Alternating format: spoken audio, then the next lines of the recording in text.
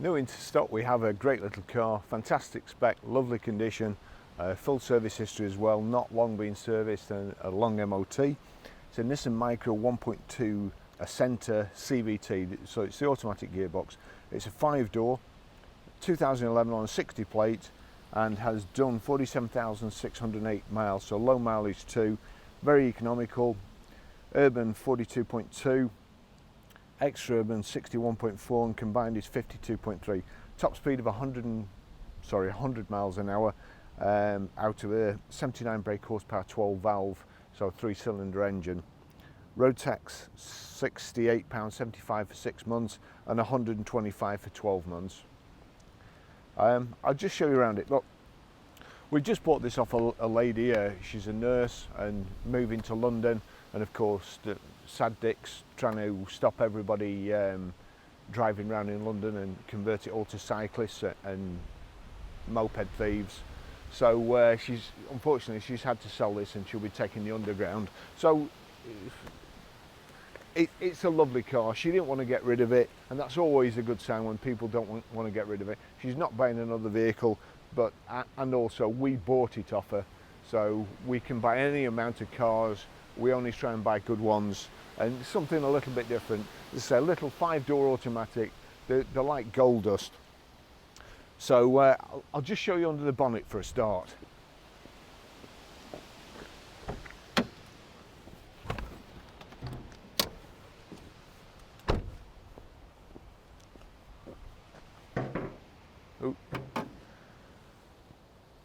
There you go, it's all nice and clean. We have cleaned this car, but it was already clean to start off with. As I say, with it being low mileage, probably just a local run round all the time, it's really nice condition.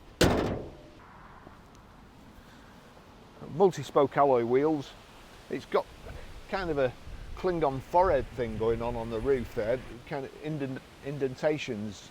Not quite sure what that's for, probably to stop flexing and drumming, but apart from that, not many people can see it up there, I don't suppose. So it's got tinted windows. We've got the colour-coded side protective moulding.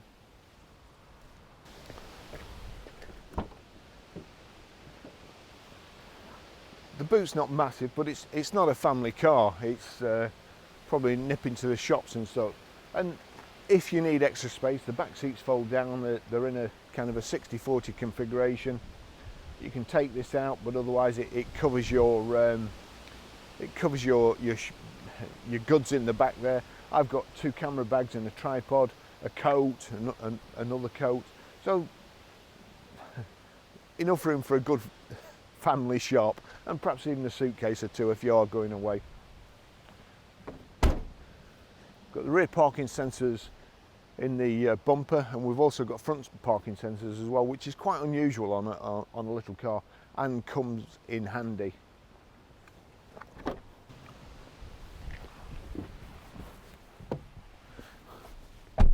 Now I've got the driver's seat in a position where I'd be comfortable. I could do with it a little bit further back, but I could drive a long way with a seat like that.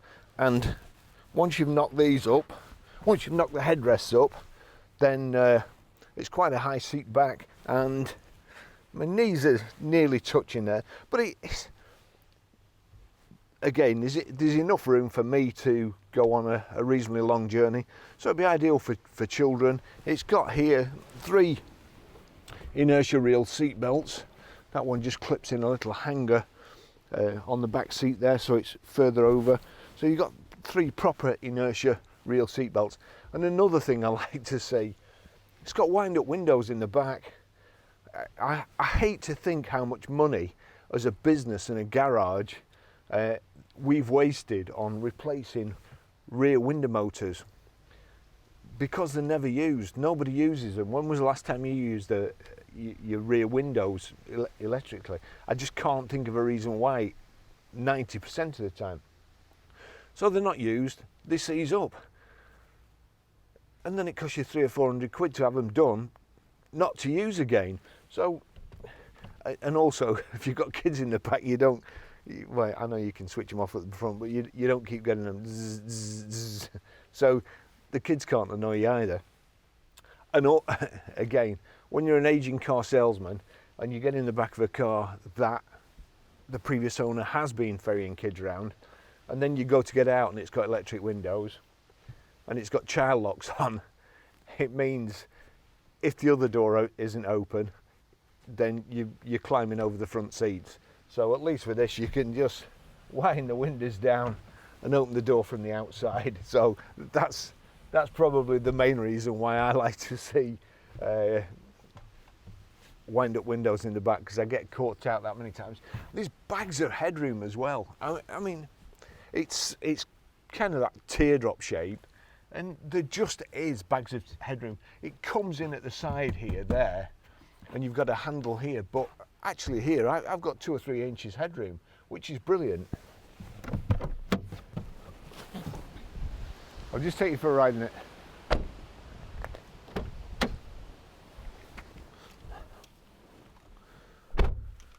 So really nice little car, 2 remote keys, proper ignition lock. Great service history here. I'm assuming that Dixon Nissan was the PDI, and then at 5,238 miles on the 28th of the 3rd, 2014, service, full service and plugs, 5,000 mile, I don't know. Full service and air filter there, 21st of 1st, 2015, 12,133 at Jubilee Garage, and then 17th of the 2nd, 2016, 20,900 miles, customer supplied own oil. Marvellous, I bet they were really popular. Full service and plugs again there, 09 February 2017, 21,235. So what that done, crikey, I'd only done 300 miles, hadn't it? So hardly used there. Then 14th of the 3rd, 2018 at 40,241, Lookers Nissan, Leeds, as per, must be an invoice knocking about somewhere. And then over the page here,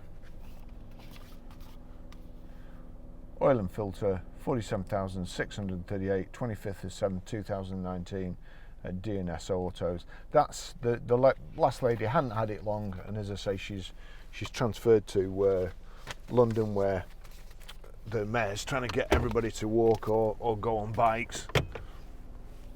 So there's a couple of, it's really well specified over and above, and I was looking at it before, and there's a little flap in the seat here that pulls up. Now I'm not sure whether that's, I really don't know what that's for, whether there's a little elastic band there. The only use I can think is to conceal a whoopee cushion. Apart from that, I don't know. You couldn't put your phone under there or anything like that, because if you forgot and somebody sat on it, you break it. But so it's got that anyway. Whatever it is, I don't know. We've got sat nav. It's got aircon. It's got electric door mirrors.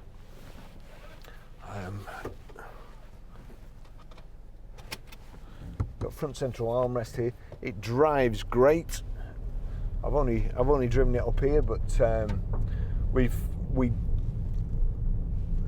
didn't put it up for sale immediately, because as soon as we got it, we had an old chap interested in the vehicle, and due to a couple of problems he was having in his circumstances, we hung on.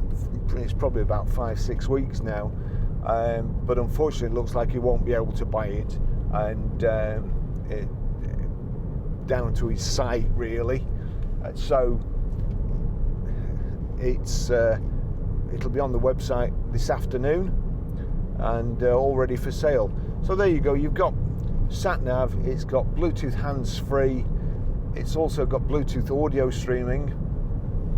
You got the map there, you've just got to accept, and I'll show you how to program it later, how to add your mobile to the system, delete a mobile, and also stream audio or play music from your telephone, from your iTunes.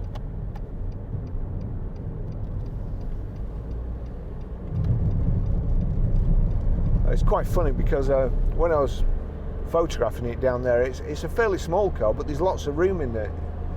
Lots of room for certainly me in the back and so on.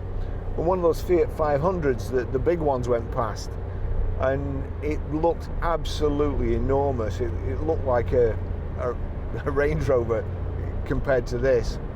So front and rear parking sensors. If you can't find a parking space in this, you shouldn't be driving. And nice and easy. It's got a global locking switch there, and it's got another one here. So it's got a redundancy system for the central locking, unless that is for, yeah, it could be that. It could be for when old car salesmen get themselves stuck in the back because it's got child locks on, and instead of having to, yeah, that's what it's for. It's made especially for me or other dunces who lock themselves in the back by accident.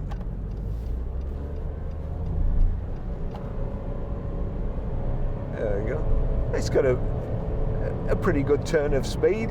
It's 3 cylinders. Cars always sound a little bit buzzy, but they always seem to get more performance out of a 3 cylinder than they do out of a 4 for some reason. I don't know why that is. Perhaps it's just balanced better, I don't know, but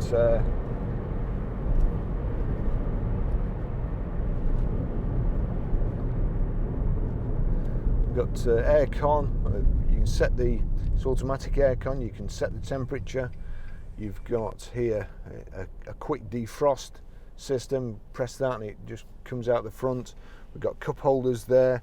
You've got a shift lock here, with it being a small engine.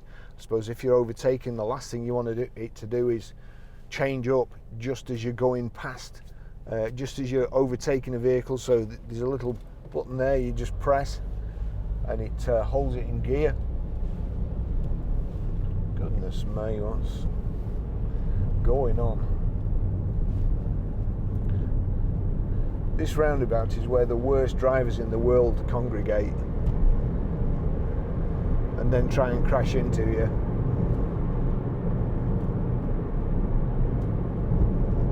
Yeah, also get in the wrong lane and then try and cut in at the last second.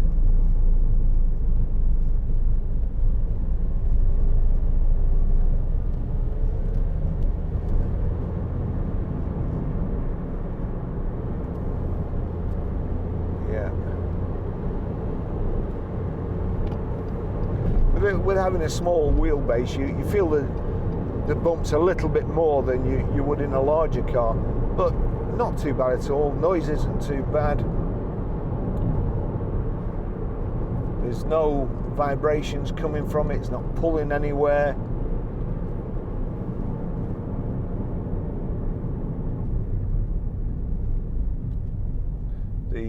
The CVT automatics tend to be a little bit buzzy, as well as the 3-cylinder engine, but I would imagine most people will just be going around town to the shops and local journeys and not up the motorway. So this vehicle's ideal for that. And then if you need to, we'll see how it goes up the motorway, but I'm pretty sure it'll be all right.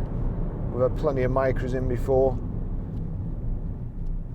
And you've also got, well, somebody at Nissan must think they're ideal for motorway cruising, because we've got cruise control. So we'll just see how that works. That switches it on. That'll be a speed limiter on the left-hand side. So we'll see what sort of revs it's doing at 70 miles an hour. But you've got your electric front windows here. You've also got here, just knock it over. There you go, your electric door mirrors, that one's working. Knock it over there. Yep, that's working too. Use this guy for cover. And we'll whip down the motorway. The steering's nice and light. Now, have we got two? Yeah, we've got two glove boxes there, one at the bottom, one at the top, so little cubby holes.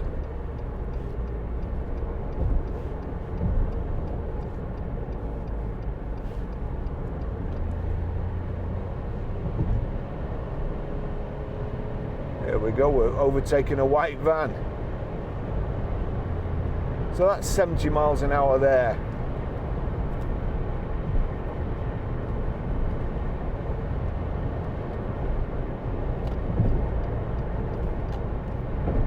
Set the cruise control.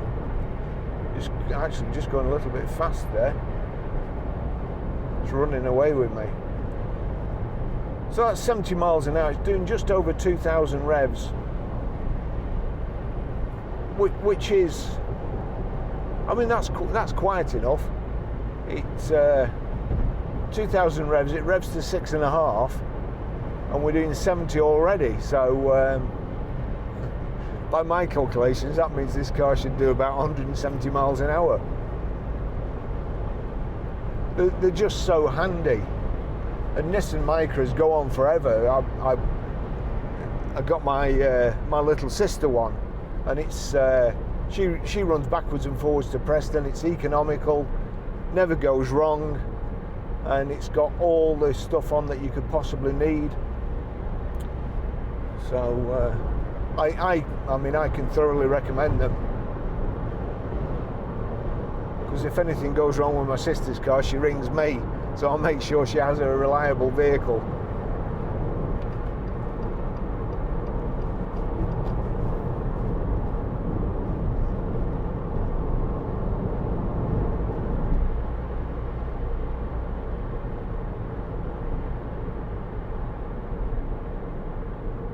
Knob. Couldn't just pull in behind me where there's like half a mile room.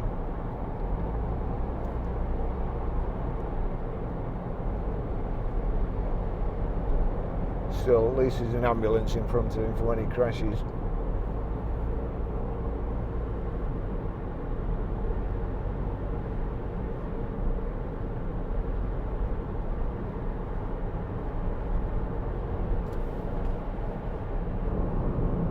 We've also got on the left hand side there, you've got the rev counter. In the centre, the big clock, that's your speedo, and then information panel on the right, that's telling you you're in drive, and also your mileometer. You've got your cruise control warning light there, and then in the centre you've got another information panel which is controlled from here. This button you can change there. You've got digital speedo as well, how many miles per gallon you're doing, time, and so on. And then you can actually go through to car settings, which is there, and then you flick through using this button and selecting. So it's got a lot of stuff about servicing, but if you've got a service book, you don't need that rubbish. It's just more stuff to go wrong. When I was at BMW in the 90s, all BMWs used to have this economy gauge, and you could, as you were driving along, it was giving you an instantaneous readout of how many miles per gallon you used, and it was called the economy gauge. But the lads started to refer to them as a false economy gauge because they'd always break, and to replace them they were about 300 or 400 quid, and labouring your car off the road, and you could probably save yourself about 1 mile per gallon. And that was back when, I don't know, a gallon was what, a quid or something. I don't think it was that expensive because I was running a 535 BMW. So yeah, we got stuck behind a load of slow coaches again, and this is really good for,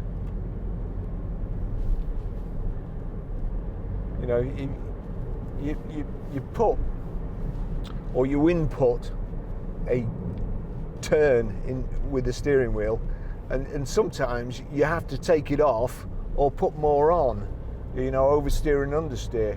And this is a nice car. Actually, that's not a bad number plate. That must be Elsie's Vito there. ELL 5SY.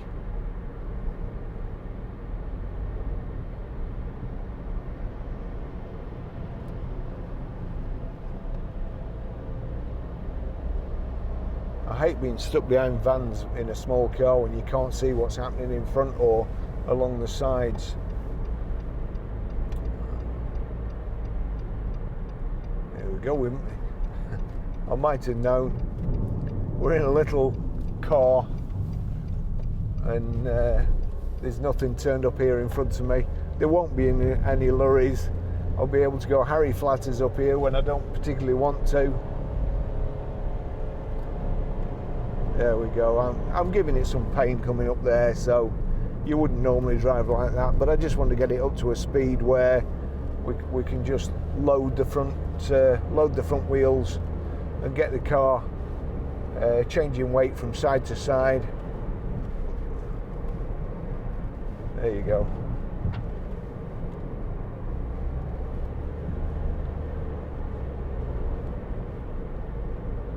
That's always a good test for if there's any steering imperfections or any imperfections on the steering, and the track rod ends and things like that, drop links, bottom arms, anything that sometimes when you load the steering and then change sides, it causes it to crack,